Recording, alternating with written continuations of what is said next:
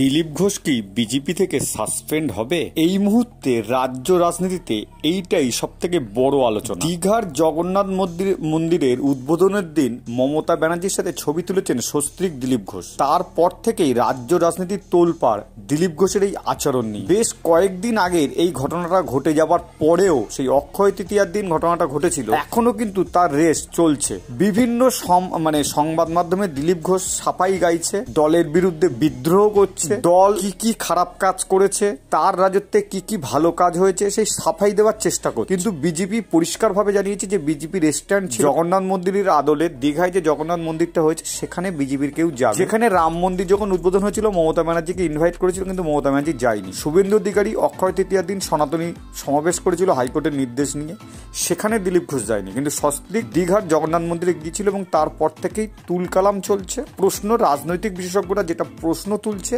যে দিলীপ ঘোষকে কেন সাসপেন্ড করা হবে না, কেন বিজেপি থেকে দিলীপ ঘোষকে তাড়িয়ে দেওয়া হবে না। বিজেপি বিরোধী কাজ করেছে দিলীপ ঘোষ। দিলীপ ঘোষ যেটা বলতে চাইছেন, তার আমলে বিজেপি 18খানা লোকসভার আসন পেয়েছিল 2019 সালে, সব থেকে ভালো ফলাফল করেছিল, প্রায় 40% ভোট পেয়েছিল। তারপর থেকে কেন ফলাফল খারাপ হচ্ছে বিজেপির বাংলা, এর দায় কে নেবে? রাজনৈতিক বিশেষজ্ঞরা, বিশ্বনাথ চক্রবর্তী তিনি তো পরিষ্কার প্রশ্ন তুলেছেন যে 2019 সালে যে বিজেপি বাংলায় ভালো ফলাফল করেছিল, 18খানা আসন পেয়েছিল, তাতে দিলীপ ঘোষের কোনো কৃতিত্ব ছিল না।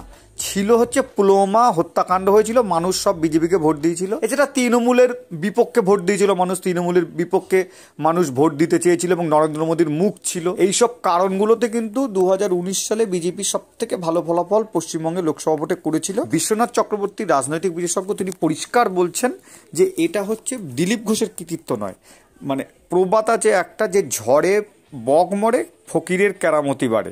তো দিলীপ ঘোষ সেই রকমই করেছেন এবং দিলীপ ঘোষের বিরুদ্ধে যেটা সব থেকে বড় অভিযোগ যে তিনি, এবং সেটা করেছেন হচ্ছে সন্ময় ব্যানার্জি, যিনি ইউটিউব চালান, সন্ময় ব্যানার্জি বাংলার মন, আক্রমণ করেছে দিলীপ ঘোষ। কিন্তু সন্ময় ব্যানার্জি ভিডিও করে বলেছেন দিলীপ ঘোষ দীর্ঘদিন ধরে তৃণমূলের সাথে যোগাযোগ রাখে এবং বাবুল সুপ্রিয়র মতন আর একজন হতে চলেছে বিজেপির, যে দিলীপ ঘোষ যে তৃণমূলে চলে যাবে, এরকমই পরিষ্কার একটা ইঙ্গিত সন্ময় ব্যানার্জি দিয়েছেন এবং সন্ময় ব্যানার্জিকে আক্রমণ করেছে দিলীপ ঘোষ একদম চাঁচাছোলা ভাষা। কিন্তু মূল বিষয় তাতে কিন্তু ধামাচাপা পড়ছে না বিতর্কটা কিন্তু এখন দিলীপ ঘোষের বিরুদ্ধে যারা খবর করছে, দিলীপ ঘোষ তাদের উল্টোপাল্টা বলছে, আক্রমণ করছে, তার মধ্যে সন্ময় ব্যানার্জি অন্যতম।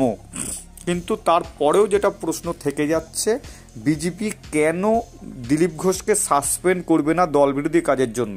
এবং শুভেন্দু অধিকারী দিলীপ ঘোষ মোটেও সহ্য করতে পারছে না। দিলীপ ঘোষ মনে করছে লোকসভা ভোটে তাকে স্থান চেঞ্জ করে তার যে বর্ধমানে দাঁড় করানো হয়েছিল, এটা শুভেন্দু অধিকারীর হাত ছিল। কিন্তু বিশ্বনাথ চক্রবর্তী রাজনৈতিক বিশেষজ্ঞ, তিনি বলছেন যে বিজেপি কেন্দ্রীয় নেতৃত্ব সমীক্ষা করে দেখেছিল মেদিনীপুরে দিলীপ ঘোষের অবস্থান ভালো নয়। কুর্মী ভোটারদেরকে দিলীপ ঘোষ রাগিয়ে দিয়েছিলেন উল্টোপাল্টা কথা বলে, কারণ দিলীপ ঘোষ যখন তখন উল্টোপাল্টা কথা বলেন, বাজার গরম করা কথা বলেন। কুর্মী ভোটারদের রাগিয়ে দেওয়ার জন্য দিলীপ ঘোষ জিততে পারত না বলেই ওখান থেকে সরিয়েছিল। এখানে কিন্তু শুভেন্দু অধিকারী বা সুকান্ত মজুমদারের কোনো হাত ছিল না, তারা শেষ পর্যন্ত সায় দিয়েছিল। কিন্তু গোপন রিপোর্ট বলছিল দিলীপ ঘোষ মেদিনীপুরেও জিততে পারত না। দিলীপ ঘোষ কিন্তু সেটা মানতে চাইছেন না।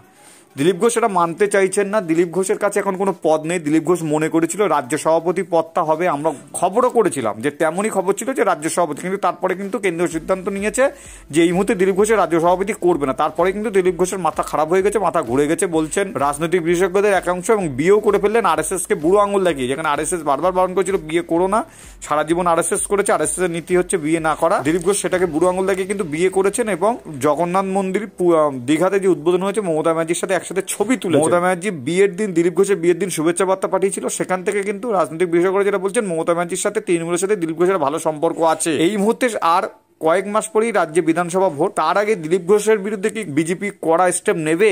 বিজেপি কি দিলীপ ঘোষকে সাসপেন্ড করবে? একটা রাজনৈতিক বিশেষজ্ঞরা বলছে দিলীপ ঘোষ এটাই যাচ্ছে, তাকে শোকজ করা হোক, তাকে সাসপেন্ড করা হোক, তাহলে তার সুবিধা হবে তৃণমূলে যেতে। তিনি বলবেন আমাকে তো তাড়িয়ে দিয়েছে। এই বিষয়ে আপনার মতামত বন্ধুরা জানাতে পারেন।